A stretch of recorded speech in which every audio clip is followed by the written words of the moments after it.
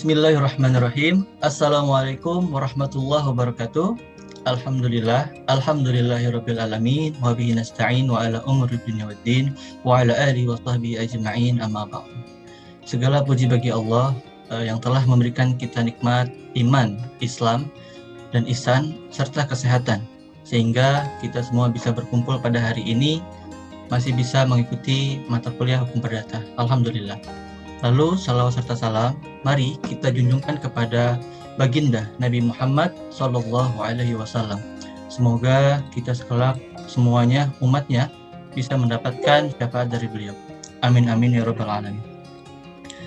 Baik, selanjutnya perkenalkan kami dari kelompok 2 yang akan membawakan tema tentang hukum tentang orang.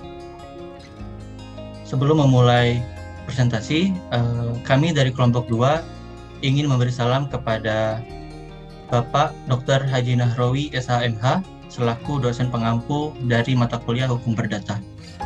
Semoga Bapak selalu dalam keadaan sehat walafiat, dalam lindungan Allah, serta selalu mendapatkan limpahan rahmat dari Allah SWT. Amin amin ya rabbal alamin. Baik, selanjutnya kami kelompok 2 terdiri dari 5 orang, yaitu ada Raihana Nursaibah, ada Afia Yumna Nurduha, ada Lydia Austia Rizadi, ada Muhammad Al-Fatih, dan saya sendiri Muhammad Fikri. Baik, langsung saja sebelum memulai ke pembahasan pertama, saya akan menjelaskan tentang subjek hukum. Subjek hukum di sini dijelaskan segala sesuatu yang pada dasarnya memiliki hak dan kewajiban dalam lalu lintas hukum. Kemudian, yang termasuk dalam pengertian subjek hukum adalah manusia atau orang, naturalized person, dan badan hukum, recht person. Misalnya, contoh dari badan hukum itu seperti PT, PN, koperasi, dan lain sebagainya. Istilah hukum orang itu berasal dari terjemahan kata Personenrecht dari negara Belanda atau Personenlaw dari Inggris. Hukum orang dalam pengertian sempit yaitu hukum yang mengatur orang sebagai subjek hukum. Hukum perorangan adalah hukum yang mengatur kedudukan hukum atau status orang berkaitan dengan wewenang hukum dan kecakapan bertindak dalam lalu lintas hukum. Bisa kita pahami bahwa subjek hukum itu merupakan pendukung hak dan kewajiban yang disebut orang. Nah, orang di sini tuh menurut konsep hukum dibagi menjadi 2, manusia dan badan hukum. Nah, manusia itu maksudnya adalah subjek hukum di mana menurut konsep biologis sebagai gejala alam, sebagai makhluk budaya ciptaan Tuhan yang dilengkapi dengan akal, kehendak, dan perasaan. Kalau badan hukum, subjek hukum menurut konsep yuridis seperti sebagai gejala hidup bermasyarakat, sebagai badan ciptaan manusia yang berdasarkan pada hukum. Dan badan hukum juga memiliki hak dan kewajiban seperti layaknya manusia. Jadi sebenarnya seseorang itu disebut sebagai subjek hukum pada saat ia dilahirkan, dan subjek hukum itu bisa berakhir juga pada saat ia meninggal dunia. Lalu, tentang subjek hukum, penegasan pengertian hukum perorangan. Di sini dijelaskan, hukum perorangan adalah keseluruhan kaidah hukum yang mengatur tentang subjek hukum dan wewenangnya, kecakapannya, domisili, dan catatan sipil. Pada dasarnya, semua orang mempunyai hak, namun tidak semua orang mempunyai kewenangan hukum, hak dan kewajiban. Seperti yang tadi saya sampaikan tentang subjek hukum yaitu orang. Nah, lalu orang yang berwenang untuk melakukan perbuatan hukum adalah orang yang sudah dewasa atau sudah kawin. Nah, sedangkan faktor yang mempengaruhi seseorang dalam melakukan perbuatan hukum adalah kebangsaan, umur, jenis kelamin, kedudukan tertentu, kelakuan, dan domisili. Lalu selanjutnya mengenai tentang asas-asas. Ada 2 macam subjek hukum, yaitu manusia atau orang dan badan hukum. Nah, orang yang merupakan subjek hukum, pengemban hak dan kewajiban dalam menuntut hukum, asas-asasnya ada 4. Yang pertama, setiap manusia berkedudukan sama dalam bidang hukum. Lalu yang kedua, tidak semua manusia atau orang cakap bertindak di bidang hukum. Lalu yang ketiga, manusia dianggap ada sejak lahir hingga meninggal. Dan yang keempat, tiap orang harus mempunyai domisili atau tempat tinggal. Nah, 4 hal ini adalah tentang asas-asas dari orang atau manusia yang tadi sudah dijelaskan di awal. Lalu slide berikutnya akan dijelaskan oleh Saudari Yumna. Kepada Yumna dipersilakan. Kitab Undang-Undang tentang Hukum Perorangan. Hukum orang sebagian besar terdapat di dalam buku 1 KUHP dan buku 1 NBW. Baru Belanda. Buku 1 tidak hanya mengatur hukum orang, tetapi juga mengatur hukum keluarga. Buku 1 KUHP Perdata terdiri dari 45 pasal dan 18 bab, dan masing-masing bab dibagi dalam beberapa bagian.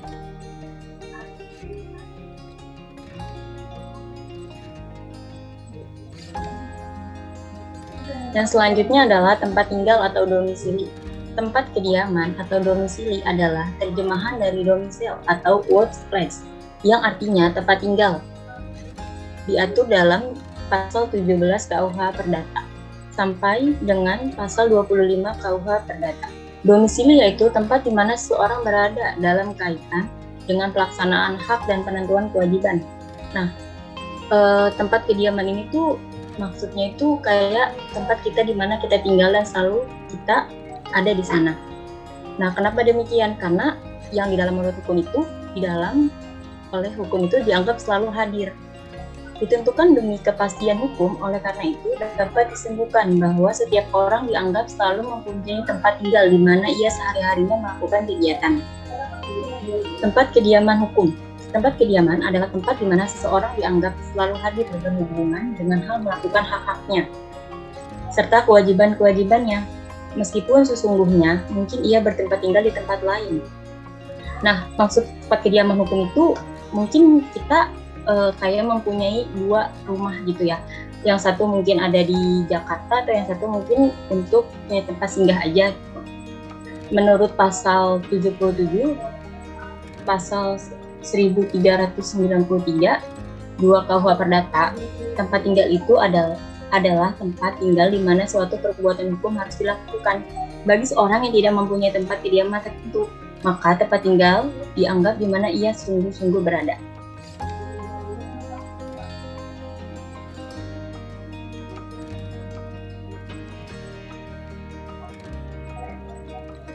Nah, untuk macam-macam tempat tinggal sendiri itu terbagi menjadi 2, tempat tinggal sesungguhnya dan tempat tinggal yang dipilih. Nah, untuk tempat tinggal yang sesungguhnya yaitu tempat yang berkaitan dengan hak-hak dan hak-hak melakukan wewenang. Tempat tinggal sesungguhnya dibedakan menjadi 2, tempat tinggal sukarela atau bebas dan tempat tinggal wajib atau tidak bebas. Nah, untuk tempat tinggal sukarela atau bebas yang tidak terkait atau tergantung hubungannya dengan orang lain. Tempat tinggal wajib atau tidak bebas yaitu ditentukan oleh hubungan yang ada di antara seorang dengan orang lain. Nah, untuk yang kedua, tempat tinggal yang dipilih yaitu tempat tinggal yang berhubungan dengan hal-hal melakukan perbuatan hukum tertentu saja, yaitu dibagi menjadi 2, tempat tinggal kediaman dan tempat tinggal kediaman yang dipilih atas dasar undang-undang. Atau yang kedua, tempat tinggal kediaman yang dipilih secara bebas. Nah, untuk tempat kediaman yang dipilih atas dasar undang-undang, misalnya dalam hukum acara dalam menentukan waktu eksekusi dari vonis. Nah, yang kedua, tempat kediaman yang dipilih secara bebas, misalnya dalam melakukan pembayaran memilih kantor notaris. Cukup sekian dari saya. Saya kembalikan kepada moderator. Baik, terima kasih atas penjelasannya Yumna. Lalu selanjutnya tentang kewenangan berhak dan berbuat. Penjelasan ini akan dijelaskan oleh Raihana. Raihana dipersilakan. Selanjutnya mengenai kewenangan berhak dan berbuat. Wewenang seseorang dalam hukum dapat dibedakan menjadi dua macam, yaitu yang pertama wewenang untuk mempunyai hak, dan yang kedua wewenang untuk melakukan atau menjalankan perbuatan hukum dan faktor-faktor yang mempengaruhinya. Dalam pasal 1330 yang tidak cakap, ada kategori belum dewasa dan wanita bersuami. Yang selanjutnya dengan adanya pasal 13 ayat 2 Undang-Undang Nomor 1 1974 dianggap cakap. Mereka yang ditaruh di bawah pengampuan. Lalu KUH Perdata 21 tahun atau telah menikah. Dalam pasal 330 ayat 1 Undang-Undang Nomor 1 1974. Dalam pasal 47, anak yang sudah berumur 18 tahun atau lebih, dan dalam pasal 50 dan sudah tidak ada berada di bawah kekuasaan orang tua. Apakah hal ini dapat ditafsirkan sudah dewasa usia menikah? Ada dalam Undang-Undang Nomor 1 1974 pasal 7 ayat 1 yang ternyata di dalamnya itu laki-laki berumur 19 tahun dan perempuan 16 tahun. Dan menurut salah satu ahli, menurut Profesor Wahyono, untuk dewasa 21 tahun dan atau sudah pernah kawin. Alasan Undang-Undang Nomor 1 tidak mengatur masalah kedewasaan dan tidak menyebutkan batas usia dewasa 18 tahun, usia minimal menikah adalah 19 tahun dan 16 tahun. Selanjutnya tentang kedewasaan dan pendewasaan. Pendewasaan adalah suatu lembaga hukum agar semua orang yang belum dewasa tetapi telah menempuh syarat-syarat tertentu dalam hal tertentu dan sampai batas-batas tertentu menurut ketentuan undang-undang dapat memiliki kedudukan hukum yang sama dengan orang dewasa. Macam-macamnya adalah pendewasaan penuh dalam pasal 421. Syaratnya adalah berumur 20 tahun dan mengajukan permohonan kepada Presiden RI. Selanjutnya pendewasaan terbatas dalam pasal 426 sampai dengan 431. Syaratnya 18 tahun dan orang tuanya atau wali tidak keberatan. Kedudukan istri dalam pasal 1330 KUH Perdata tidak cakap. Undang-Undang Nomor 1 1974 pasal 31 sudah berubah. Keseimbangan kedudukan laki-laki dan perempuan serta pihak berhak melakukan perbuatan hukum, kecuali perbuatan hukum yang berkaitan dengan penggunaan dan pengalihannya harus mendapat persetujuan kedua belah pihak. Selanjutnya tentang pencatatan peristiwa hukum atau catatan sipil.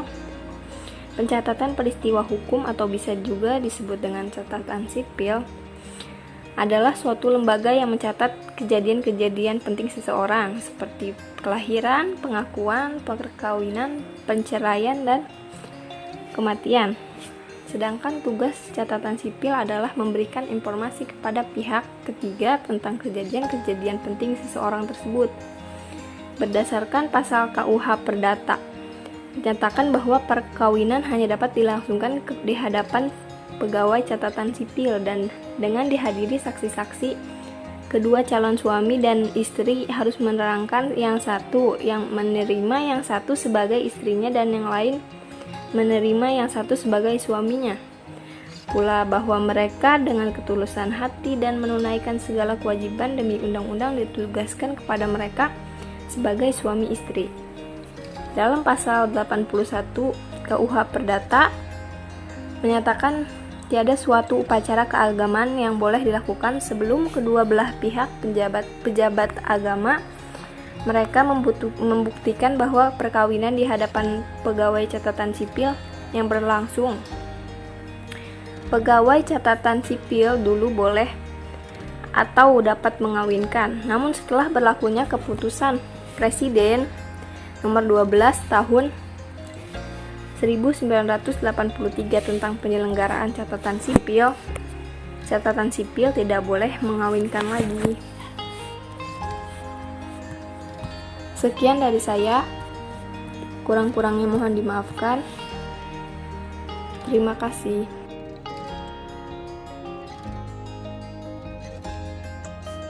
Baik, terima kasih Raihana atas penjelasannya. Lalu selanjutnya tentang fungsi catatan sipil berdasarkan Kepres nomor 12 tahun 1983. Penjelasan ini akan disampaikan oleh Saudari Lydia Osirizade. Pada Lydia, dipersilakan. Baiklah, selanjutnya fungsi catatan sipil berdasarkan Kepres nomor 12 tahun 1983. Fungsi yang pertama ada pencatatan dan penerbitan kutipan akta kelahiran. Fungsi kedua, pencatatan dan penertiban kutipan akta perkawinan. Yang ketiga, pencatatan dan penerbitan kutipan akta perceraian. Yang keempat, pencatatan dan penerbitan kutipan akta pengakuan dan pengesahan anak. Yang kelima, pencatatan dan penerbitan kutipan akta kematian. Yang keenam, penyimpan dan pemeliharaan akta kelahiran, akta perkawinan, akta perceraian, akta pengakuan dan pengesahan anak, serta harta kematian. Dan fungsi terakhir, penyediaan bahan dalam rangka perumusan kebijaksanaan di bidang kependudukan atau kewarganegaraan.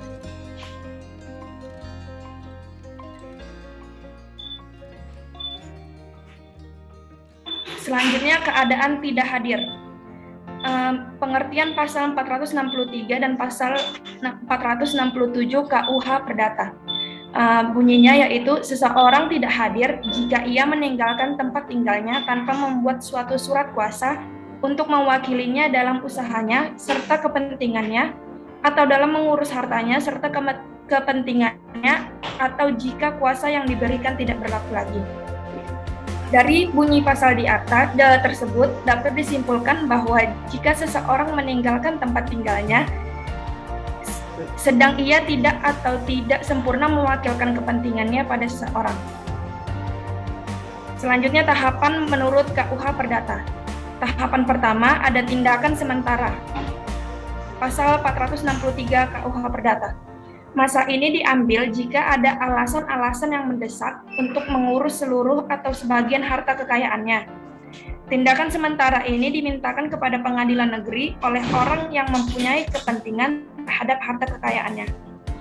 Misalnya istrinya, para kreditur, sesama pemegang saham, dan lain-lain. Juga jaksa dapat memohon tindakan sementara tersebut. Tahapan yang kedua, yaitu dalam tindakan sementara ini, hakim memerintahkan BPH atau Balai Harta Peninggalan untuk mengurus seluruh harta kekayaan serta kepentingan dari orang tak hadir. Adapun kewajiban BHP adalah pertama, membuat pencatatan harta yang diurusnya, lalu membuat daftar pencatatan harta, surat lain uang kontan, serta kertas berharga dibawa ke kantor BHP. Lalu memperhatikan segala ketentuan untuk seorang wali mengenai pengurusan harta seorang anak. Lalu tiap tahun memberi pertanggungjawaban pada jaksa dengan memperlihatkan surat-surat pengurusan dan efek-efek. Dan yang terakhir, BHP berhak atas upah yang besarnya sama dengan seorang wali.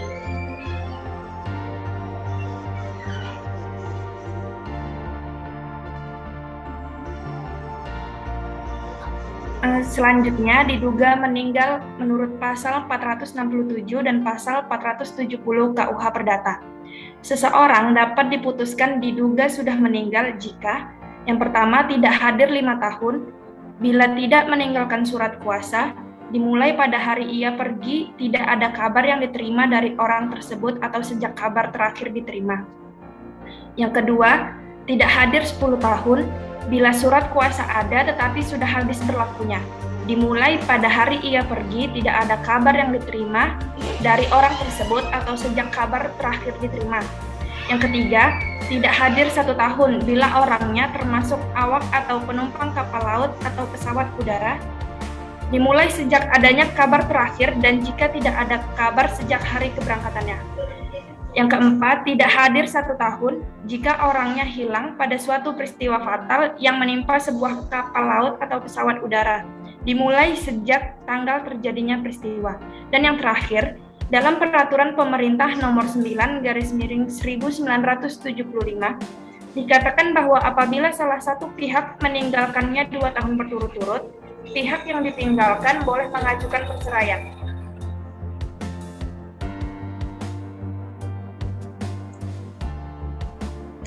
Baik, terima kasih atas penjelasan dari Lydia.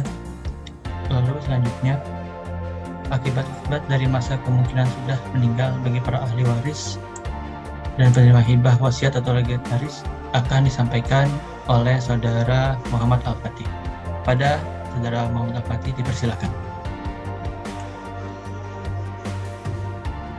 Akibat-akibat dari masa kemungkinan sudah meninggal bagi para ahli waris dan penerima hibah, wasiat atau legataris adalah yang pertama, menuntut pembukaan surat wasiat, lalu mengambil atau menerima harta orang yang tak hadir dengan kewajiban pembuatan pencatatan harta yang diambil serta memberi jaminan yang harus disetujui oleh hakim terdapat di pasal 472 KUH Perdata, lalu meminta pertanggungjawab oleh BHP bila BHP dahulu mengurusnya, lalu mengoper segala kewajiban dan gugatan orang tak hadir terdapat pada pasal 488 KUH Perdata.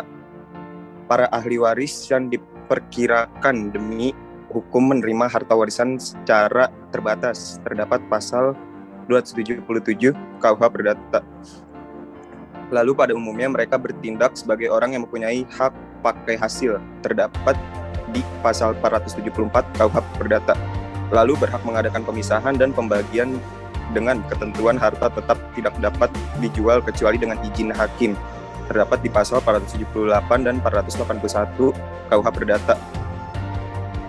Keadaan mungkin sudah meninggal berakhir jika orang yang tidak hadir kembali atau ada kabar baru tentang hidupnya. Lalu jika si tak hadir meninggal dunia.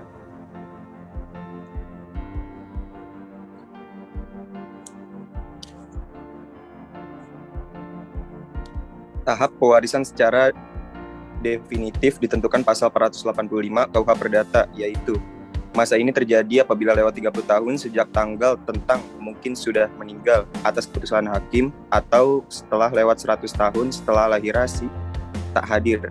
Akibat-akibat permulaan masa pewaris definitif yaitu pertama, semua jaminan dibebaskan. Lalu para ahli waris dapat mempertahankan pembagian harta warisan sebagaimana telah dilakukan atau membuat pemisahan dan pembagian definitif. Lalu hak menerima warisan secara terbatas berhenti dan para ahli waris dapat diwajibkan menerima warisan atau menolaknya.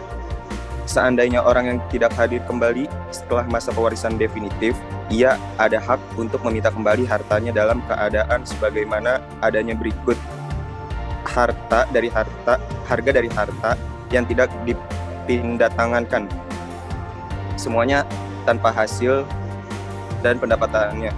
Pasal 486 KUH Perdata. Akibat-akibat keadaan tidak hadir terhadap istri adalah yang pertama, jika suami atau istri tak hadir 10 tahun tanpa ada kabar tentang hidupnya, maka istri atau suami yang ditinggal dapat menikah lagi dengan izin pengadilan negeri terdapat pada pasal 493 KUH Perdata. Sebelumnya pengadilan harus mengadakan dulu pemanggilan 3 kali berturut-turut. Selanjutnya, waktu 10 tahun dapat diperpendek jadi 1 tahun dalam masa mungkin sudah meninggal.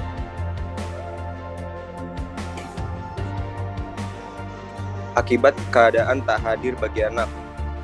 Yang pertama, untuk anak yang masih di bawah umur berlaku pasal 300 ayat 2, pasal 359 ayat 3, dan pasal 374 KUH Perdata. Pasal 300 ayat 2 KUH Perdata berisi sekiranya si bapak di luar kemungkinan melakukan kekuasaan orang tua, maka kecuali pula dalam hal adanya perpisahan meja dan ranjang, si ibulah yang melakukannya. Di pasal 359 ayat 3 KUH Perdata berisi apabila pengangkatan itu diperlukan karena ada atau tak adanya si bapak atau si ibu tak diketahui atau karena tempat tinggal atau kediaman mereka tak diketahui, maka oleh pengadilan diangkat juga seorang wali.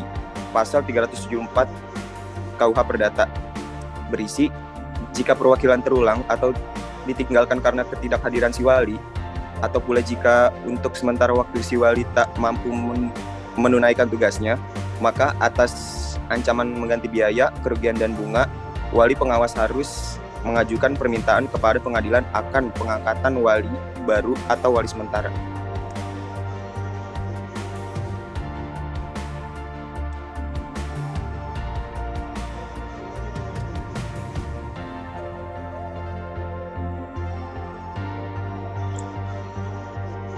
Baik, terima kasih penjelasannya Saudara Latif. Alhamdulillah telah selesai materi dari hukum tentang orang. Semoga materi ini bisa bermanfaat bagi teman-teman semua yang sedang mencari materi tentang hukum tentang orang tadi. Jadi di kesimpulan hukum tentang orang ini bisa kita simpulin gitu ya, bahwa hukum tentang orang itu sebagai subjek hukum. Nah, subjek hukum itu tadi apa? Subjek hukum itu merupakan pendukung hak dan kewajiban yang disebut orang. Nah, bisa saya ulang lagi. Jadi, orang itu menurut konsep hukum dibagi dua, manusia dan badan hukum. Jadi, teman-teman bisa ingat apa sih orang itu menurut konsep hukum? Nah, orang menurut konsep hukum itu ada dua, manusia dan badan hukum. Keduanya ini memiliki hak dan kewajiban.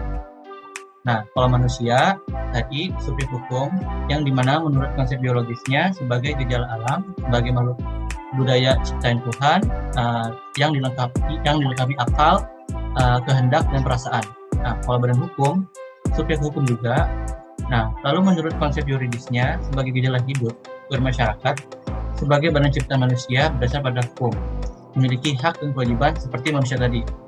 Jadi sebenarnya seseorang bisa disebut sebagai subjek hukum kalau dia sudah bercakap bisa di dalam hukum, seperti sudah dewasa, sudah kawin, seperti tadi yang sudah disampaikan di awal materi. Baik, itu saja dari kelompok 2 yang bisa disampaikan. Mohon maaf apabila ada kesalahan dari penyampaian dan penjelasan, mohon dimaafkan yang sebesar-besarnya. Itu saja saya akhiri. Terima kasih. Wassalamualaikum warahmatullahi wabarakatuh.